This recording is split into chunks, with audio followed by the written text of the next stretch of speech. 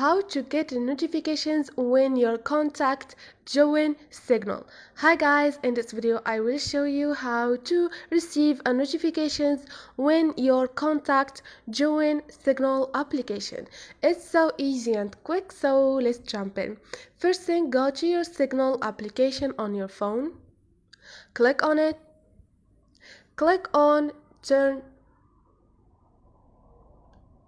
Now click on those 3 points up there and click on setting. Scroll down and click on notifications. Scroll down and you have the last option, which is contact join Signal. You should turn on this option to receive notifications when your friends join Signal application. And this is it.